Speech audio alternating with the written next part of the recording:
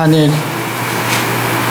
오늘 말씀의 제목은 다니엘의 신앙을 본받자. 다니엘의 신앙을 본받자는 제목으로 은혜를 나누겠습니다. 본문 말씀은 다니엘서 1장 6절에서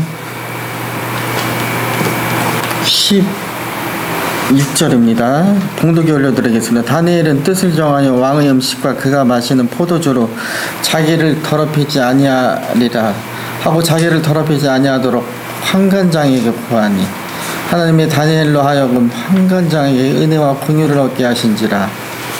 환관장이 다니엘에게 이르되 내가 내 주 왕을 두려워하노라.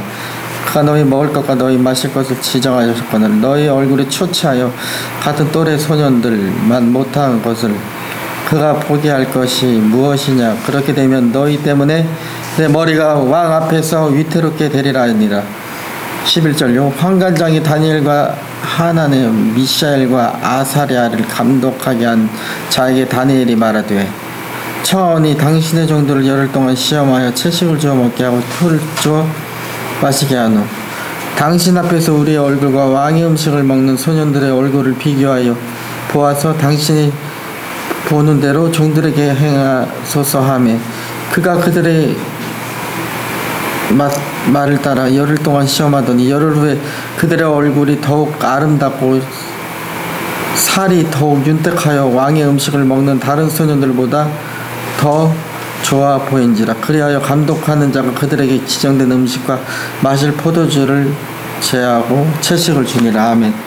하나님 감사합니다. 오늘 또 생명을 주시고 호흡할 수 있도록 공기와 산소를 주셔서 감사합니다. 아버지, 오늘 말씀 다니엘의 신앙을 본받자.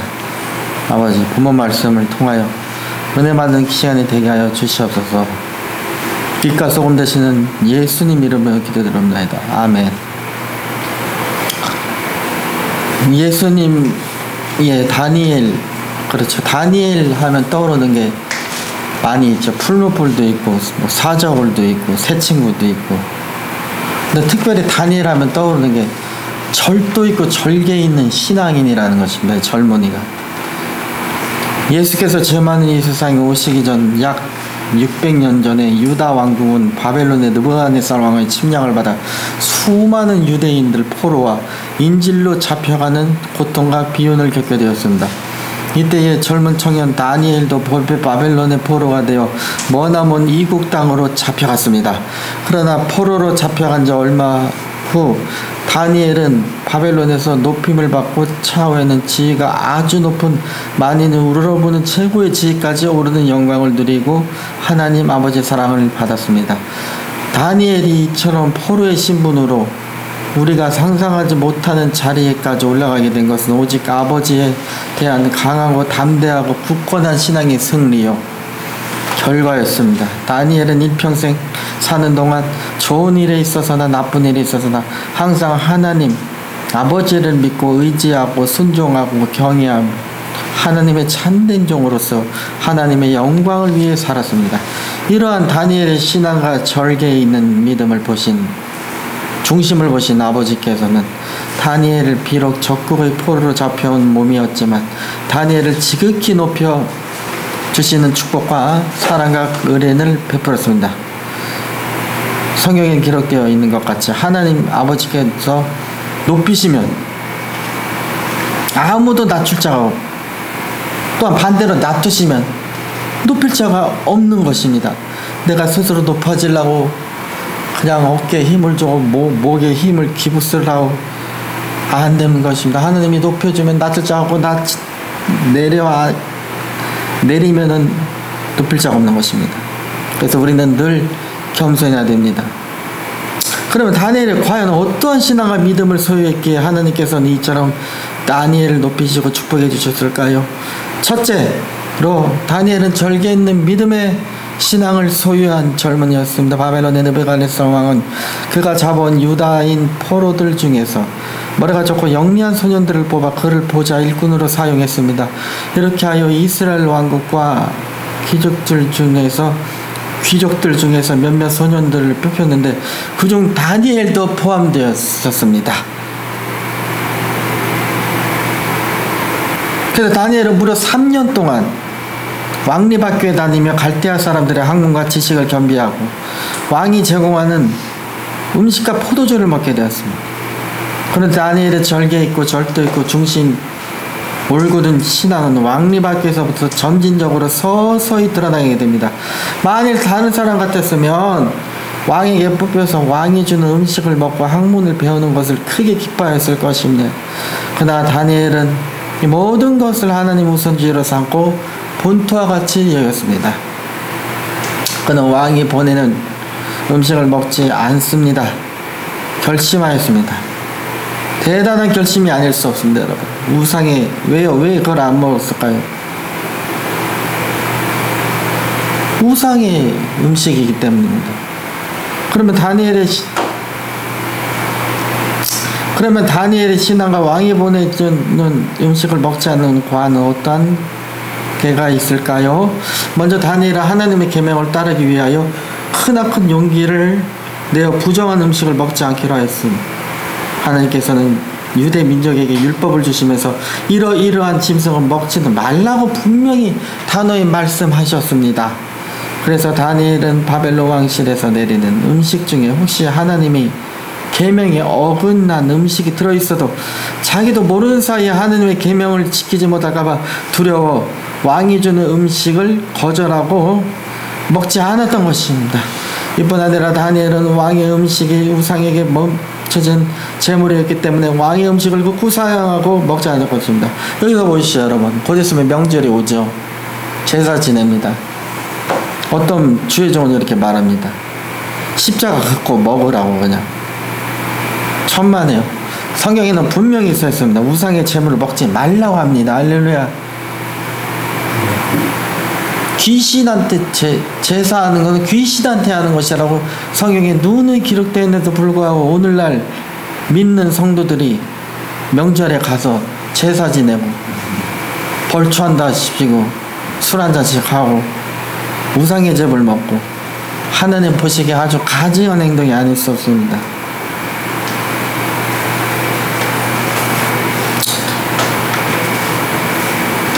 이뿐 아니라 다니엘은 왕의 음식이 우상에게 먼저 바쳐진 제물이었기 때문에 왕의 음식을 극구 사양하고 먹지 않았던 것입니다. 당시 왕이 식사하기 전에 그가 먹을 음식을 노닥신에게 가지고 가서 제물을 드렸던 것이기 때문에 만약 다니엘이 그 음식을 먹었다면 우상을 인정한 결과가 되기 때문에 먹지 않았던 것이에요. 이와 같이 다니엘은 하나님 말씀대로 살기 위하여 끊임없이 노력하며 목숨도 아까워하지 않으며 끝까지 절개 있는 믿음을 지켰던 것입니다. 다니엘은 왕이 내린 음식을 먹지 않고 다만 채소와 물만 먹었습니다. 그러나 채소와 물만 먹고 다니엘은 왕의 음식을 먹은 사람들보다 피부가 윤기가 자자자자자 흘러서 아니 채소와 물만 먹었는데 이게 윤기가 흘러요. 성령이 충만하기 때문에 그런 것입니다. 할렐루야. 우리도 마찬가지입니다. 성령 충만한 사람은 성도들 보면은 윤기가 흘러요. 이게 인위적으로 화장을 하고 분장을 해서 분을 칠하고 남자들은 또 무슨 요새 화장도 한다고 해요. 남자들도 그런 빛이 아니고 정말 성령 충만해서 빛나는 빛은 다릅니다. 너무 아름다워요. 이처럼 우리도 다니엘처럼 절개 있는 신앙으로 살 때에 그 다음 문제는 하나님 아버지께서 책임져 주십니다. 아울러 믿음대로 축복을 30배, 60배, 100배 내려주십니다. 할렐루야. 둘째로 다니엘은 담대하고 강한 신앙을 소유한 인물이었습니다. 여러분 담대하고 강해야 됩니다.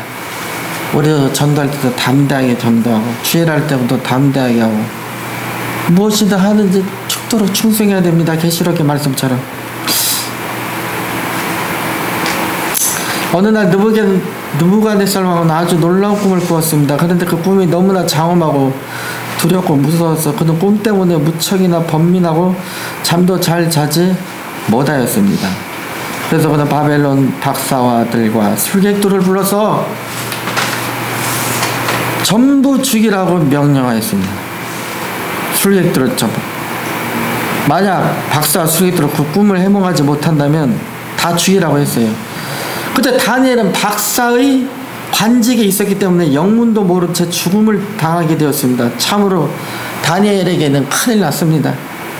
그러나 다니엘은 하나님이 보호해 주십니다. 할렐루야. 그러나 전후 사정을 왕의 신하에게 전해되는 다니엘은 담대히 왕 앞으로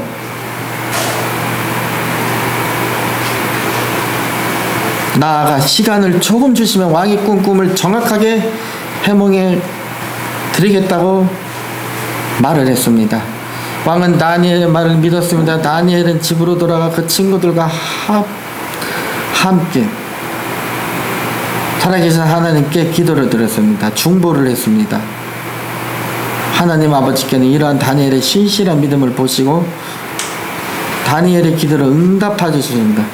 다니엘아, 하나님은 살아계시고 전지전능하시며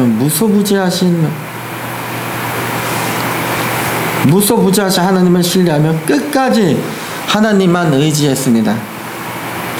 셋째로 다니엘은 생사를 추월한 신앙을 가졌습니다. 메대 다리오 왕 때 일입니다. 다리오 왕이 바벨론을 점령하고 전국을 20도로 나누고 120 방백을 두어 다스리게 하고 그 위에 3명의 총리를 두어 업무를 관장하게 하였습니다. 이때 3명의 총리 가운데 하나가 된 다니엘은 다른 총리들보다 지혜롭고 똑똑하고 아주 영리하고 야무지고 신실하게 왕을 섬김으로 왕은 그를 수석 총리로 삼으려고 하였습니다. 그러자 다른 두 총리의 마음속에 시기 질투 심히 발동하여 다니엘을 죽이려고 음모를 꾸몄습니다. 그들은 평소에 다니엘이 하나님 아버지를 섬기는 독실한 신앙인으로 매일 3번씩 기도를 드리는 것을 알고 있었습니다. 매일 3번씩 기도를 드렸던 다니엘은 습관을 따라 아주 우리도 기도를 다니엘처럼 드려야 됩니다. 그래서 시간을 정해놓고 드려야겠습니다. 그래서 그들 이것으로 다니엘을 모함하고 괴롭히고 왕에게 찾아가 30일 동안 왕위에 다른 어떠한 신에게 절하지 못하게 하고 오직 왕에게만 경배하게 하소서. 그리고 이를 어길 시 누구라도 예의 없이 사자굴에 던지라고 간청했습니다. 귀가 얇은 다리오 왕은 자신을 높여주는 것을 기뻐한 이와 같이 조서를 내렸습니다. 그렇지만 다니엘은 그래도 믿음을 잃지 않고 하루에 3번 하나님 아버지께 평상시대로 똑같이 습관에 따라 기도하였습니다. 다니엘의 신앙은 생사를 초월한 신앙이었습니다. 보십시오 여러분, 다니엘의 신앙, 우리 신앙생활하면서 이수신 장군이 말씀하신 생직사, 살고자 하는 자는 죽을 것이, 죽고자 하는 것은 살 것이, 그런 이수신 장군은 그런 투지로 예수님도 똑같은 말씀하셨습니다. 신앙의 생사를 초월해야 됩니다. 여러분, 지금 저도 국제 마약 경찰 대학을 지금 다니고 있는데 토요일날 지금 CTS 방송에 남경필 도지사님, 전 도지사님 참 훌륭한 분이세요. 이분이 그분이 나와가지고 아들이 마약을 해가지고 세상에 때려 두들겨, 처음엔 얼마나 두들겨 팼던지, 근데 말로도 안 되고 그러게 안 되니까 아들이 그런 대로 아빠 나 감옥에 좀 넣어달라고, 그냥 감옥에 넣어달라고. 근데 이 남경필 도지사가 이 마약 사건으로 인하여 아들과 친밀하게 되었답니다. 내가 너무 일에만 몰두했구나, 정치에만 미쳐 빠졌구나. 그러면서 간증을 프로그램에 나왔는데 이게 세상 사람들한테 다 알려졌어요. 하나님의 그 은혜 안에 지금도 치료를 잘 받고 있다고 합니다. 아직도 수감돼 있다고 하는데 그 병동이, 아니 그 감옥이 이 마약을 치료해주고 같이 의학적으로 병행해가지고 그렇게 하는 교도소라고 합니다. 아주 좋은 교도소죠. 저는 보십시오, 하나님을 높이는 남경필 도지사 보십시오. 마약은 여러분, 시청자 여러분 잘 들으세요. 호기심이라도 하면 안 돼요. 끊기 정말 하늘의 별따기입니다. 저는 마약을 안 해봐서 모르겠는데 마약을 하면 뇌가 찌그러지고 뇌가 완전히